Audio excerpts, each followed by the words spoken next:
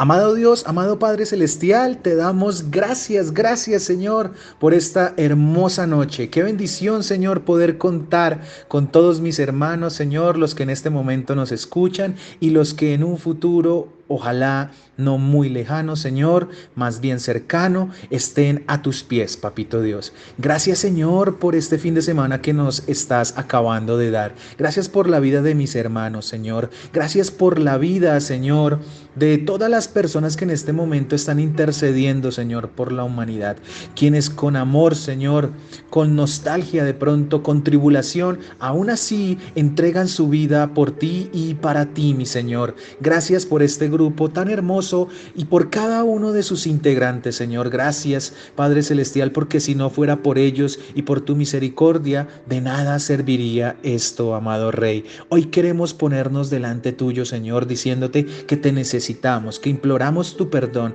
que imploramos tu misericordia, Señor, que sin ti no somos nada, amado Rey, que nosotros sencillamente queremos ser tus siervos, Señor, pero ser tus siervos de corazón, no por ganancias deshonestas o porque busquemos algo, Señor, no, porque verdaderamente te amamos, mi Dios eterno. Gracias y mil gracias, Señor.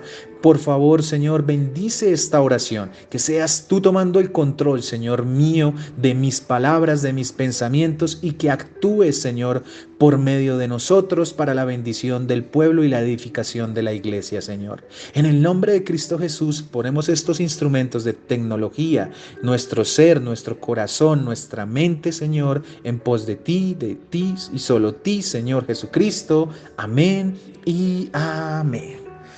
Bueno, amados hermanos, en nuestra enseñanza anterior hablamos sobre el servicio ¿a quién? A Dios. Voy a ponerlos en contexto para los que de pronto no pudieron o no han escuchado todavía la primera enseñanza sobre el servidor.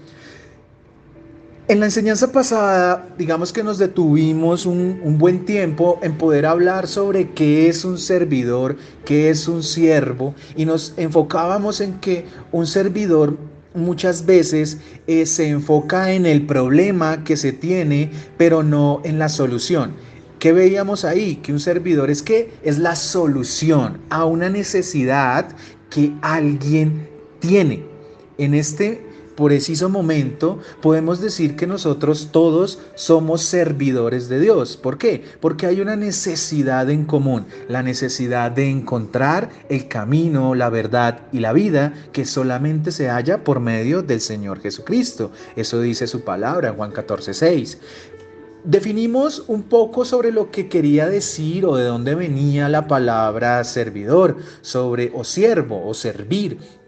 Viene de una palabra hebrea que se llama abodad y pues que encerraba la connotación de que el servicio venía del trabajo, que podía ser en el campo, en el oficio como tal, en el trabajo, en el ministerio o en la servidumbre hacia Dios mismo. Pero que en el Nuevo Testamento encontrábamos una palabra muy importante y que vamos a estudiar en el día de hoy, que es diáconos con K.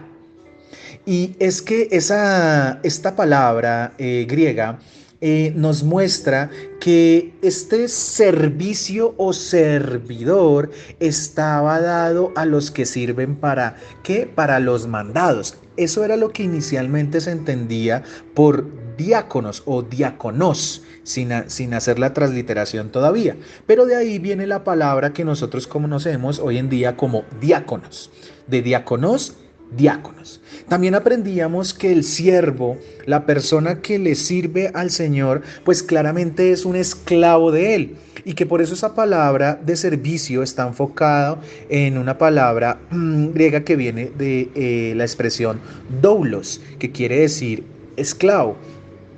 Aquí aprendíamos que nosotros somos esclavos, siervos del Señor Jesucristo, que los apóstoles se presentaban de esa manera, como yo soy el esclavo del Señor Jesucristo, soy el siervo del Señor Jesucristo por su misericordia. Si ustedes se fijan en todas las cartas del Nuevo Testamento, casi en todas, la verdad, los apóstoles nunca veían como una carga el servicio.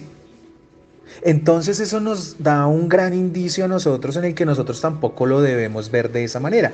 Pero como lo veíamos anteriormente, hay veces el servicio se vuelve como una carga. Y cuando se vuelve una carga podemos caer en el error de entrar en la servidumbre tipo idolatría. Entonces veíamos que había una palabra también griega que venía de latreia y que esta palabra se desligaba a los cultos o el servicio que se le daba a los dioses paganos.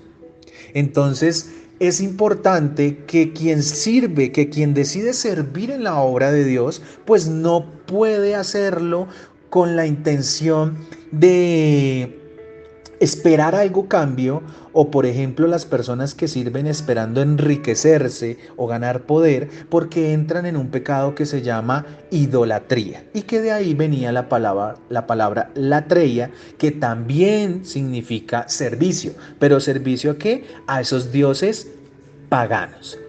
Entonces había una frase que yo les había dado en la enseñanza anterior que me había llegado mucho al corazón, y es que el servicio debe estar motivado por un verdadero amor a Dios. ¿Por qué? Porque ese servicio es la respuesta a lo que gratuita y misericordiosamente me entregó Dios a mí. ¿Qué es eso que me entregó Dios? La salvación. ¿Por obras? Claro que no. El servicio no me hace salvo. Porque yo sirva en la obra de Cristo, porque yo les sirva a mis hermanos, eso no me hace salvo.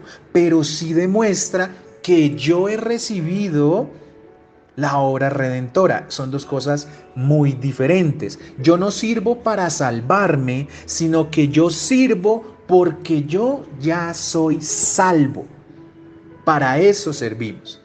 Hoy vamos a ver y vamos a estudiar cómo Pablo nos indica quiénes son aptos para servir y cómo lo deben hacer. Claramente esta palabra el Señor me la dio, y el primero que me cogió y me dio 3 cachetadas fue a mí, porque verdaderamente me ministró en cómo es que yo estoy haciendo ese servicio a Dios. Pero no porque el Señor me haya exhortado a mí, quiere decir que no les voy a dar esta enseñanza, sino todo lo contrario. Porque si no me ministra a mí primero, pues yo cómo se las voy a dar. Si yo no estoy convencido de lo que dice la palabra, pues ustedes no van a ver tampoco la necesidad de por qué es importante servir y por qué el servicio muestra que yo soy un hijo de Dios. Entonces veíamos que el siervo de Cristo es toda persona que ha sido llamada para conocerlo a Él. Que el que ha sido salvo es indispensable que sea su siervo. Y que en ese trabajo que ha hecho Dios, en esa obra redentora, pues Cristo comisionó diferentes servicios o ministerios. Y hablamos de 5 ministerios. Hablamos del ministerio de los apóstoles, hablamos de los profetas, de los evangelistas, de los pastores y de los maestros. Nos enfocamos en uno muy importante, y es el del evangelista. ¿Por qué? Porque todos nosotros estamos encomendados a ser evangelistas, a llevar la palabra de Dios. Esa es la gran comisión. Por allá en Mateo 28, del 18 al 20, esos versículos nos explican muy bien y se enfocan en la gran comisión que el Señor Jesucristo nos dio y les dio a los apóstoles una vez Él ya les había dicho que debía irse a la casa de su Padre, o sea, al cielo. Entonces, aquí entendimos que todos fuimos llamados a ser ¿qué? Siervos de Dios. Este versículo de Romanos 6:22 resume la importancia del servicio de nosotros y por qué es necesario que nosotros demos fe de este mismo servicio. Vamos a leerlo nuevamente. Dice: mas ahora que habéis sido libertados, miren que primero Cristo nos libertó del pecado, y hechos ahora sí siervos de Dios. Fíjense, el Señor primero me perdonó, me limpió, yo soy una nueva criatura y ahora sí soy siervo de Dios, ahora sí le puedo servir, antes no. Sigue el versículo: tenéis por vuestro fruto la santificación y como fin la vida eterna. ¿Qué quiere decir esto de por vuestro fruto la santificación? Amados hermanos, hay tres tipos de santificaciones que explica Pablo en el libro de Romanos. Hay una primera santificación que es una santificación posicional. Esa santificación posicional hace connotación a que una vez nosotros recibimos a Cristo en nuestro corazón, nosotros tomamos la posición de estar en Cristo.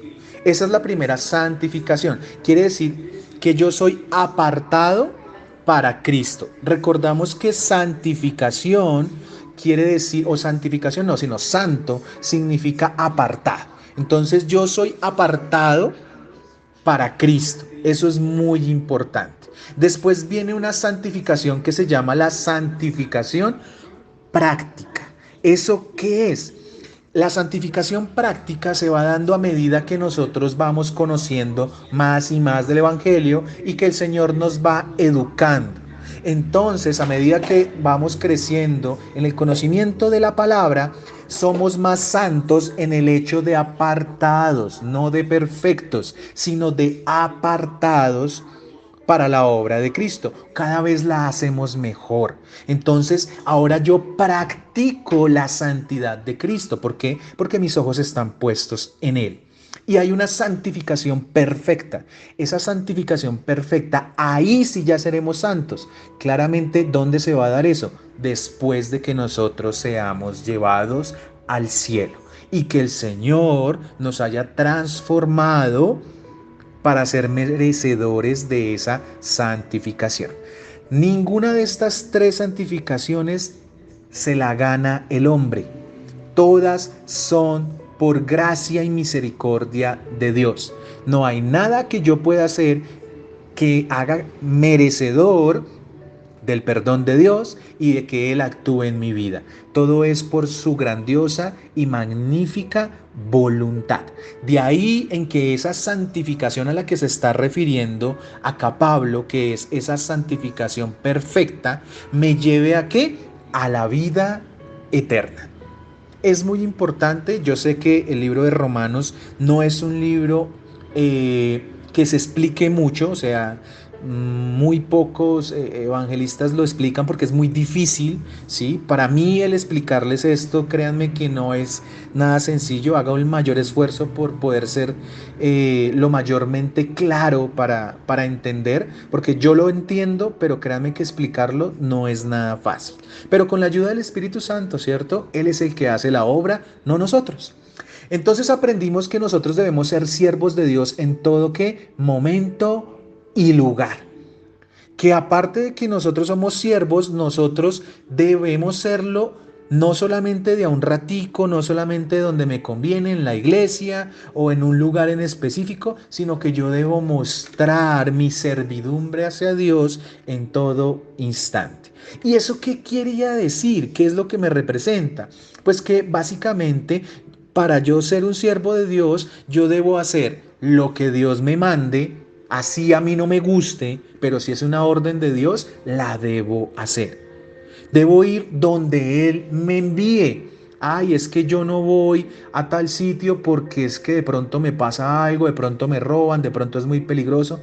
Pero hombre, si Dios te mandó, porque hay un alma que necesita del Evangelio, pues solamente pidámosle la protección a Dios y que sea su hermosa y perfecta voluntad. Para eso necesitamos dos dones del Espíritu Santo vitales y son la sabiduría y el discernimiento. Muy importante. Si nosotros no contamos con esto, va a ser muy difícil que podamos cumplir lo que el Señor nos está pidiendo. Y por último, ir cuando Él nos lo ordene. No es cuando nosotros queramos. Veíamos el ejemplo del profeta Jonás, que él dijo, no, yo no quiero ir allá, yo no voy allá, eso ir allá a Nínive, esa gente es muy mala, es muy pecadora, ha traído una cantidad de problemas al pueblo de Israel. Señor, yo no voy a ir y yo me voy para Tarsis. Y se fue para Tarsis. ¿Y qué pasó? un animal, no se sabe si fue una ballena, la Biblia no dice eso, dice que un animal, un monstruo marino, se lo comió y estuvo por 3 días. ¿Y dónde lo escupió? A donde tenía que ir. Entonces, cuando Dios nos llama y el llamado es irrevocable. Pero también hablábamos que si yo soy necio, aún así, si Dios me haya llamado, Él me va a disciplinar y que eso ya no me va a gustar. Por eso el servicio a Dios debe ser algo espontáneo. No debe ser porque una persona me dijo, porque me obligó. Qué pereza, tengo que ir allá, tengo que hacer esto. Qué pereza tener que conectarme yo los lunes y los jueves a la oración. Qué pereza que yo tenga que subir los audios para que los demás lo escuchen. Qué pereza, qué pereza, qué pereza. No, eso da evidencia de que verdaderamente mi corazón no lo está haciendo porque quiere, sino porque le toca, o sea, porque yo quiero recibir algo a cambio. Y muy posiblemente mi corazón no está con Dios, sino está en el mundo. Veíamos el ejemplo del profeta Isaías también. Hablábamos por allá en Isaías 6:8, donde el Señor dice, pues que a quién va a enviar, a quién voy a enviar. Isaías dice, Señor, heme aquí estoy. El Señor no lo mandó. De su corazón nació el decirle a Dios, heme aquí, Señor, ¿qué tengo que hacer? Entonces era un ejemplo muy importante, pero también veíamos un ejemplo con Moisés, y es que al principio Moisés no quería hacerle caso a Dios, no quería ir donde Faraón. Entonces empezó a colocarle una cantidad de excusas y quejas a Dios para no ir, y Dios se puso bravo, muy molesto. Y le dijo, es que yo no conozco que tu hermano Aarón es bueno y dado para el hablar. Ve que él te va a recibir con los brazos abiertos.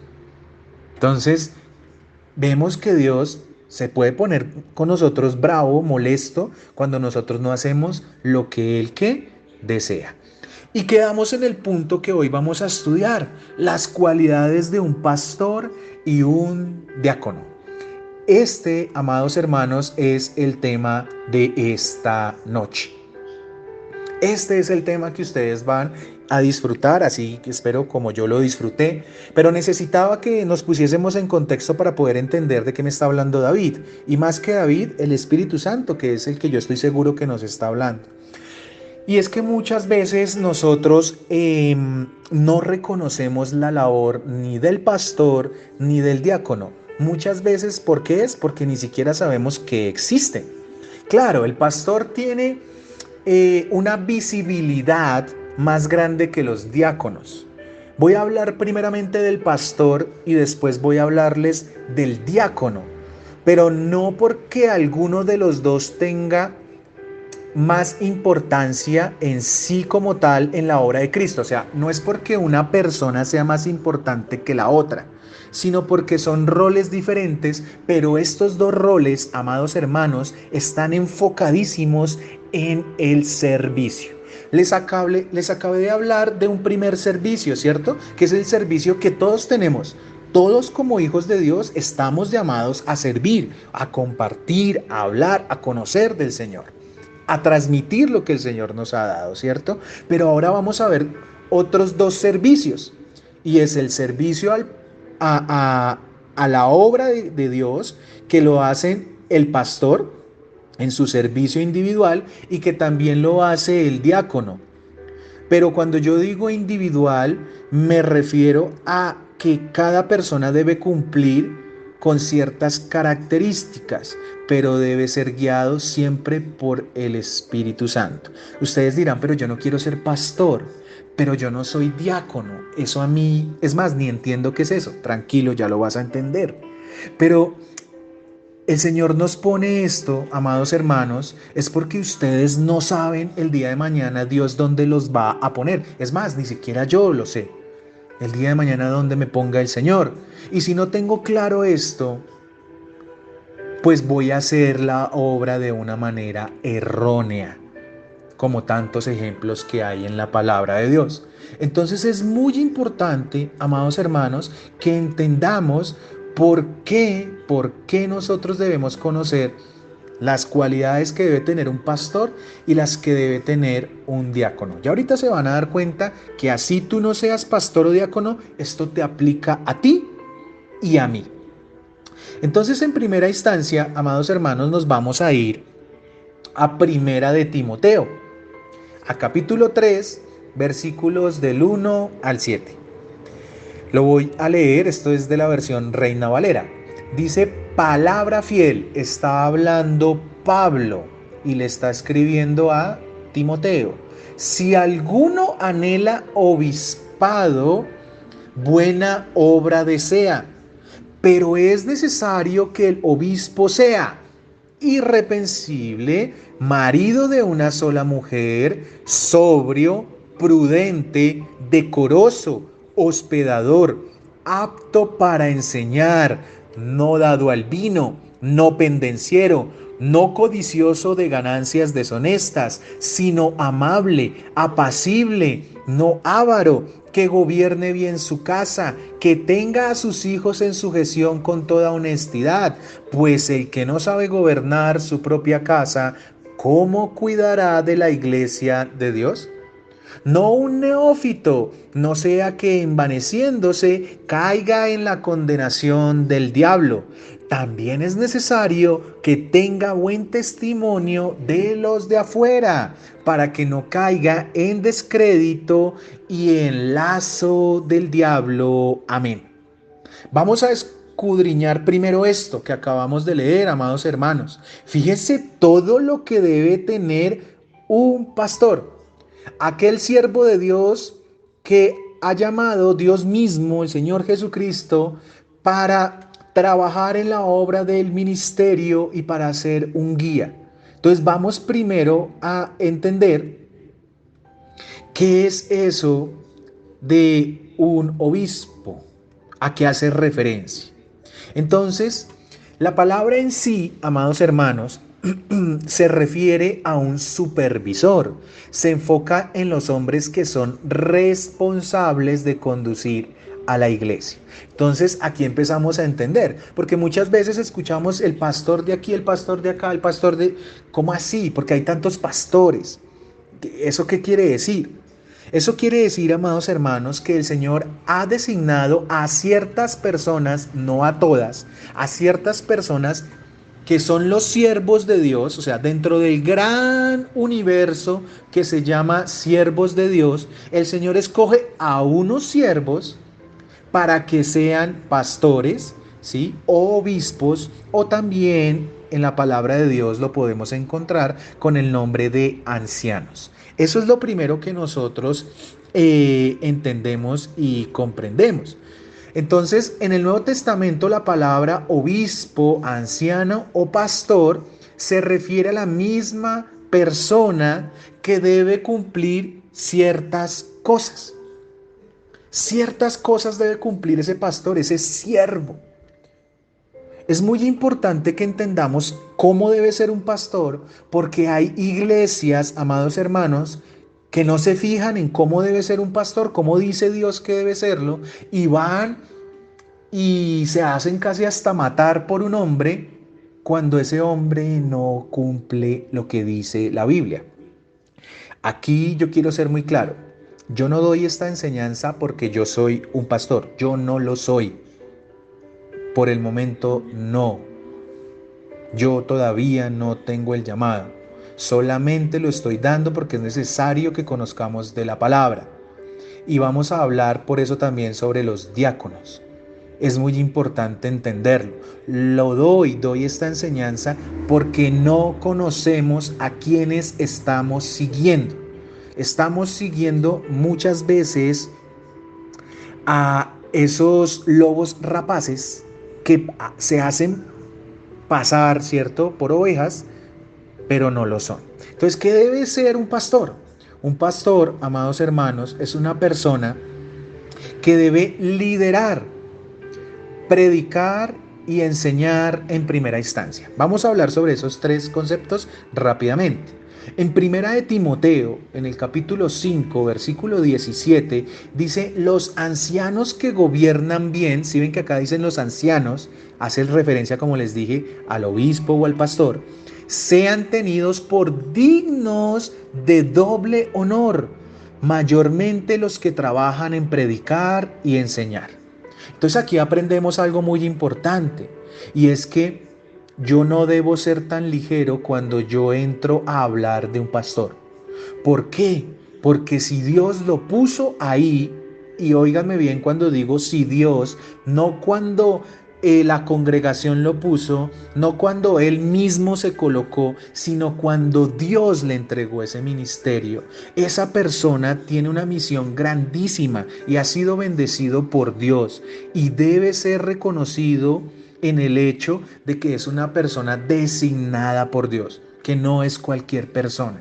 Eso no quiere decir ni que lo vamos a adorar, ni que vamos a rendirle pleitesía, no, sino que es la guía que Dios nos puso.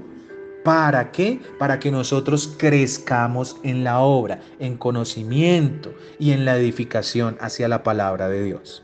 Entonces, este pastor debe liderar, predicar y saber qué, enseñar. Ya vamos a hablar más adelante un poquito sobre esto. ¿Qué más debe hacer ese pastor? Debe ayudar a los débiles espirituales. Entonces, encontramos que algunos pastores como que eso ya no es tan chévere.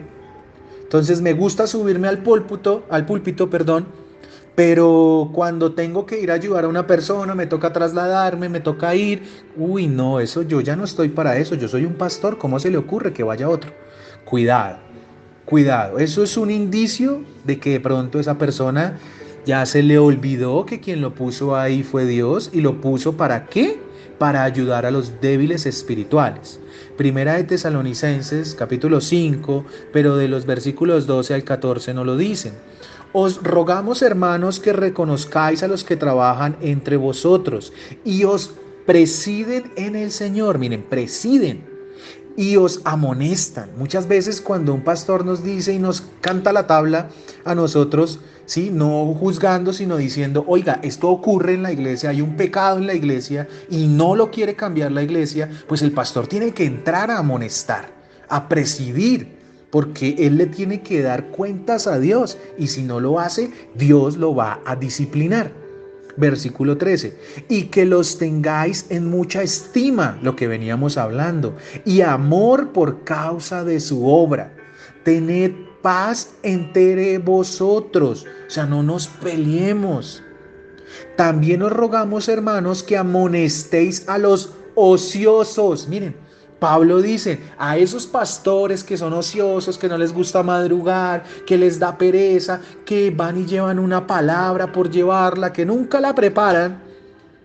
Esas personas deben ser amonestadas porque son ociosos, son perezosos.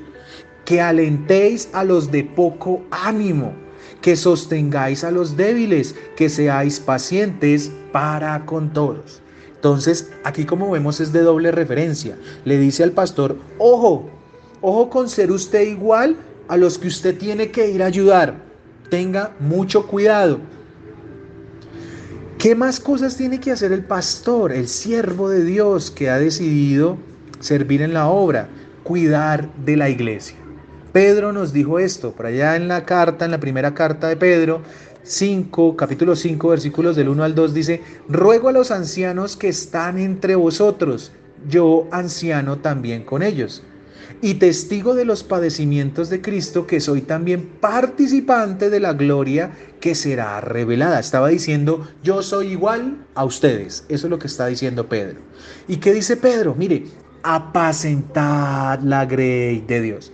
Lo que el Señor Jesucristo le dijo a Pedro para que Pedro se levantara después de haberlo negado 3 veces, aquí ahora Pedro lo está usando para reconvenirnos a todos nosotros, o en este caso para los que quieren ser pastores, ¿sí? O los que son pastores. Apacentad la grey de Dios que está entre vosotros, cuidando de ella. ¿Cómo se debe cuidarla a las ovejas?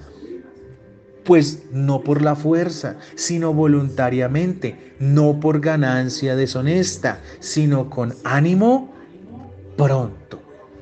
Entonces aquí empezamos a ver unas características importantísimas, amados hermanos, sobre el pastor y sobre lo que el pastor tiene que hacer? Hasta ahora estamos explicando el primer versículo de Primera de Timoteo. Entonces, ¿qué más tiene que hacer este pastor? Ordenar a otros líderes. Miren, hay un error que no en todos, pero sí en algunos pasa. Y es que ordenar quiere decir ayudar a que crezcan, no a que ellos coloquen como tal, sino que les ayuden a otros pastores a crecer. Pero muchos lo que hacen es oprimirlos y eso no nos dice la palabra. En Primera de Timoteo, capítulo 4, versículo 14, dice, lo voy a leer de la Nueva Traducción Viviente, que me pareció más clara, dice, no descuides el don espiritual que recibiste mediante la profecía que se pronunció acerca de ti cuando los ancianos de la iglesia te pusieron las manos. Eso quiere decir que hay unos líderes que se dan cuenta que hay una persona que tiene el llamado. Entonces, en vez de coger y relegarla, no, hay que ayudarla. Y que porque él también va a ser edificador, ¿sí? Como lo han sido los otros. O sea, debemos ayudarnos, ¿qué? Los unos a los otros. Entonces ya explicamos lo que debe hacer este líder, este pastor, este obispo o este anciano. Fíjense que estamos hablando de alguien que le sirve a Dios y a su obra. Ahora vamos a hablar sobre cada uno rápidamente de esas características que debe tener el pastor. Y esto sí es muy, pero muy importante.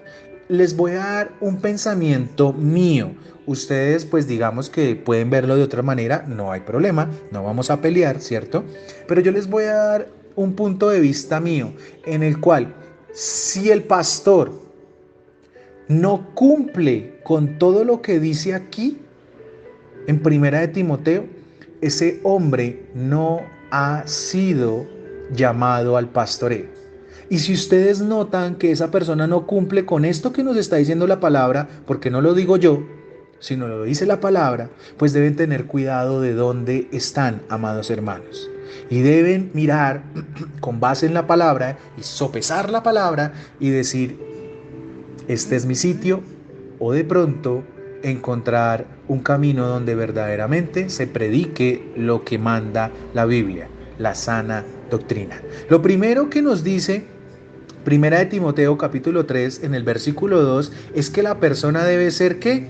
Irreprensible. Eso es lo primero. ¿Y qué quiere decir eso de irreprensible? Quiere decir que no puede ser tratado como delincuente, pero no porque tenga un manto protector que le impida que lo acusen, no, sino que debido a que no puede existir una sola acusación válida, ya que esta persona, ¿sí?, se supone que no debe tener pecados ocultos. Es una persona que debe tener una vida intachable. Es una persona que debe dar ejemplo en su congregación. Si es una persona que es cuestionable, que como que no tiene una vida a los ojos de Dios y de la Escritura limpia, ese no es un pastor.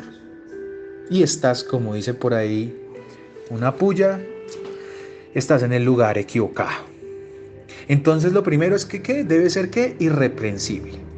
Ahora después dice, debe ser marido de una sola mujer. Ay, esto sí que es difícil para algunos de los que se autodominan pastores o los que quieren ir más allá y, como lo vimos en la enseñanza pasada, apóstoles. Que no les gustó ya, les quedó muy chiquito el que los llamen pastores y necesitan llamarse apóstoles. Entonces, ¿qué es esto de marido de una sola mujer? El enfoque de esta frase no es que el pastor deba estar casado, eso no es lo que está diciendo Pablo, ¿sí? Porque si fuese así, pues él tampoco hubiera aplicado. Para los que han leído y saben, Pablo no se casó. Entonces, él no hubiese sido, él se estaría contradiciendo. Por eso esto no se refiere a que el pastor debe estar casado, sino que en el caso de estarlo, de que sí tenga su esposa, debe ser puro moral y sexualmente. No puede ser ni fornicario, ni mucho menos adúltero, ni con tachadura sexual alguna. Y lo que pasa, y por qué lo coloca Pablo aquí de segundo, porque es que esta parte ha hecho que muchos caigan y caigan del ministerio del pastoreo. Dejan que entre el diablo, que gane la carne, que gane sus pensamientos y terminan teniendo algún tipo de pecado sexual, y esto destruye absolutamente todo. Por eso Pablo lo coloca ahí, marido de una ¿qué? De una sola mujer. Después dice sobrio. ¿Qué quiere decir sobrio? Se refiere a que el siervo de Cristo, el obispo o pastor, debe estar alerta, despierto, vigilante, no debe ser perezoso, debe ser cuidadoso y con la mente ¿qué? Despejada. Los ancianos deben estar siempre en la capacidad de tener su mente atenta. Entonces una persona que uno ve como un pastor que es dormido, que como que le da a uno pereza, como que empieza a hablar y uno se empieza a dormir, yo espero que eso no les esté pasando, eso no es, ese no es. ¿Qué más debe ser esta persona? Debe ser prudente. O sea, un hombre disciplinado, que sabe cuáles son sus prioridades, no deja que sus impulsos lo dominen. Y en el área espiritual siempre lo toma de la manera seria y correcta posible. No es una persona que juega con la palabra de Dios. Para él eso no existe. La burla dentro del contexto espiritual. No es que no se ría, sino que lo que pasa es que todo el área espiritual necesita un respeto y esa persona debe tenerlo. Debe ser, ¿qué más? Una persona decorosa. ¿Qué es eso de decorosa? Deben tener una vida ordenada, con buena conducta.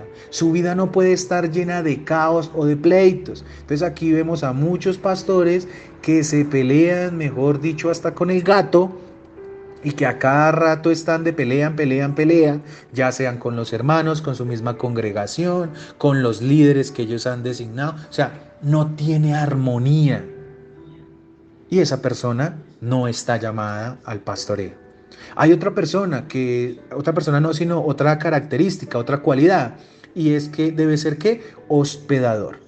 ¿Qué es eso de hospedador? Pues sencillamente es una persona que ama a los extraños, que ama a su prójimo. No quiere decir que es el que deja entrar a su casa absolutamente a todo mundo. Entonces tengo que ser hospedador, entonces venga que esto es un hotel.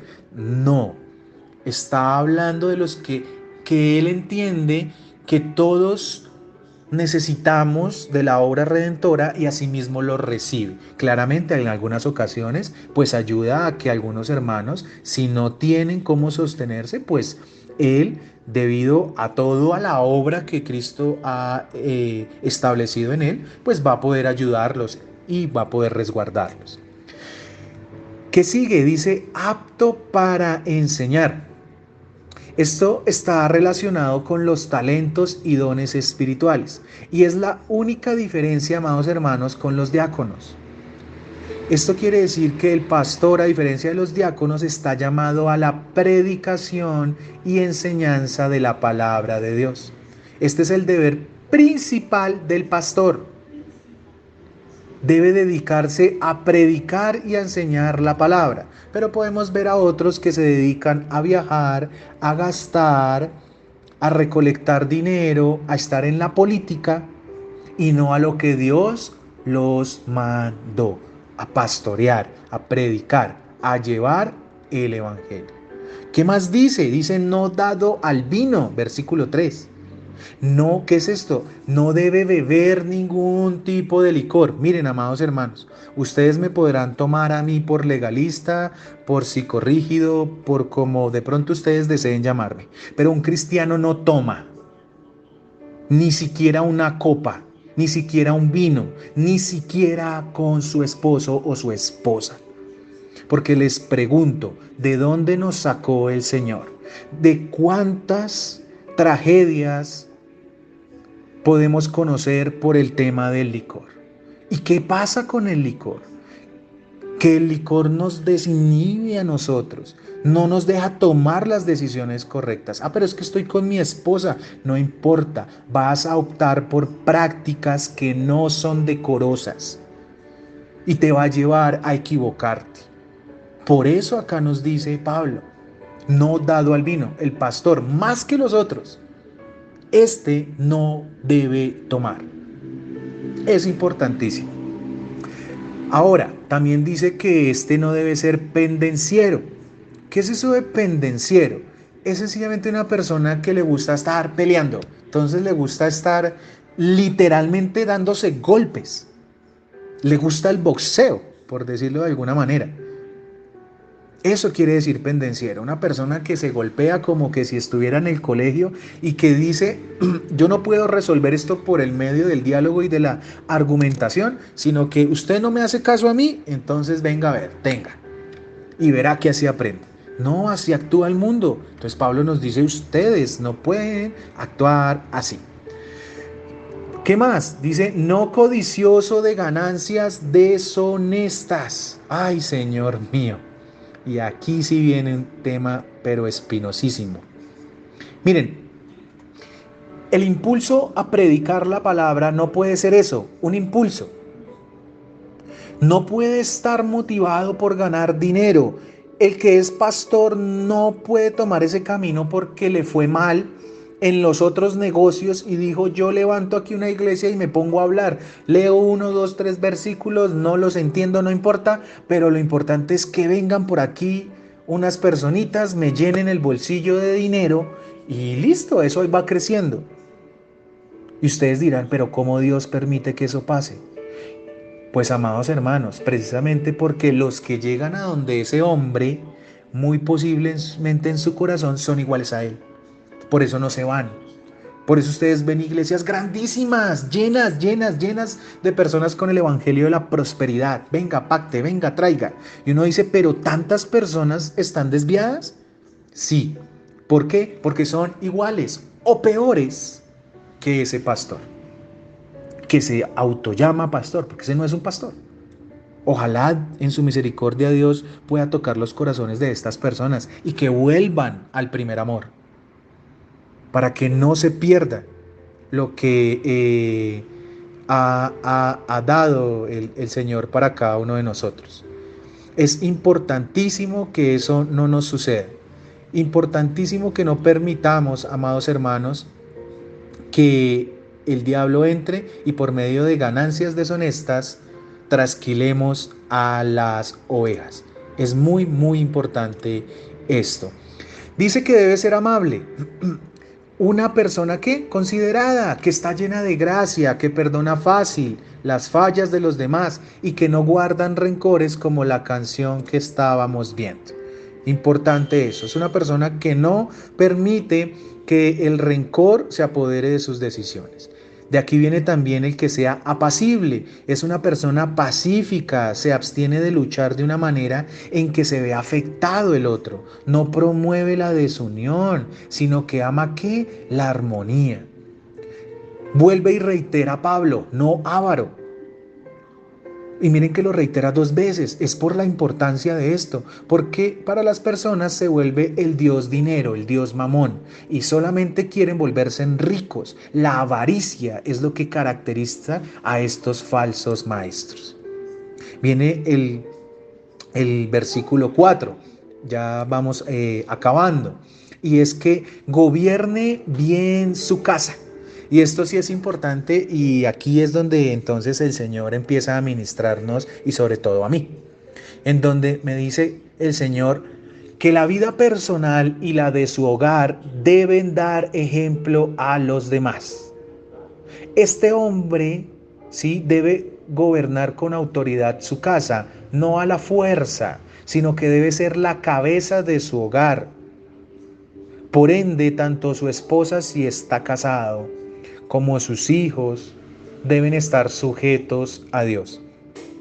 El pastor, que sus hijos no estén sujetos a él, a Dios, esa persona no debe seguir pastoreando, porque no ha sido capaz de lograr que su ministerio, su primer ministerio, que es la casa, el hogar, llegue a los pies de Cristo. Eso no quiere decir que no predique el evangelio, que no hable. No, sencillamente no se debe subir a un púlpito porque su casa no está bien. Por eso Pablo dice que tenga a sus hijos con sujeción, con toda honestidad. ¿Por qué? Porque los hijos de un ministro deben ser creyentes, de buena conducta y respetuosos. Miren por qué no todos son pastores. Porque uno ve a una persona, ¿sí?, que de pronto tiene ciertas aptitudes y características para el pastoreo, pero cuando uno mira a la familia de la persona, hay cosas que hay que mejorar.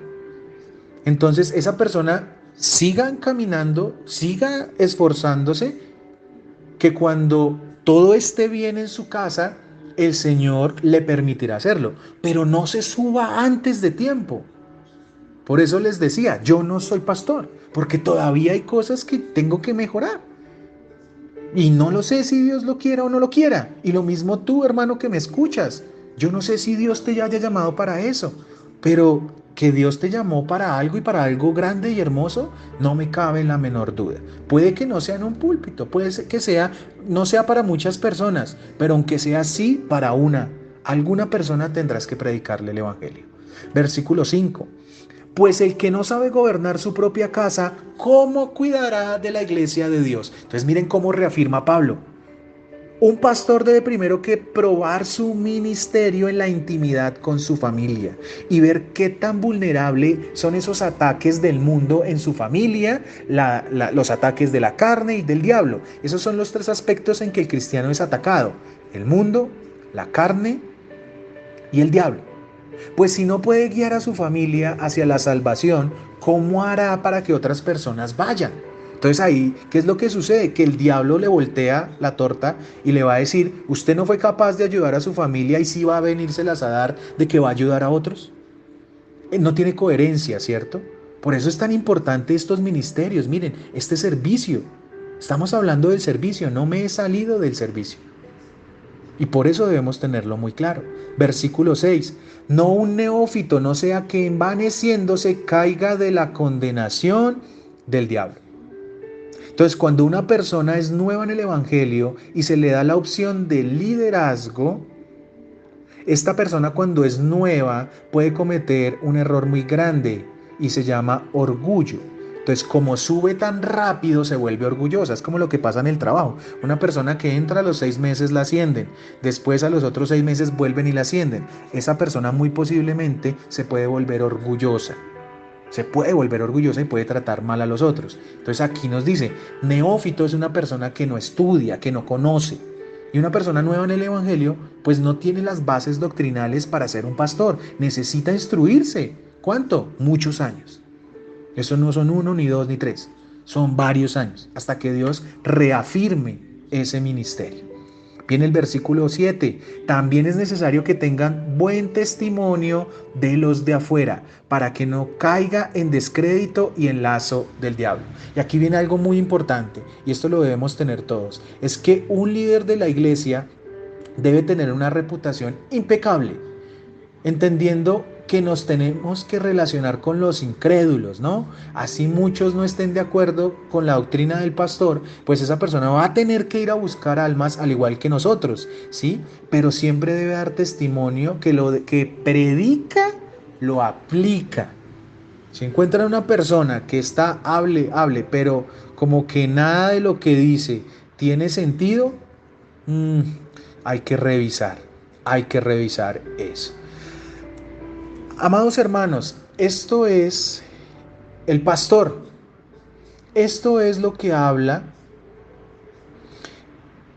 Pablo sobre cómo debe ser y las características de un pastor.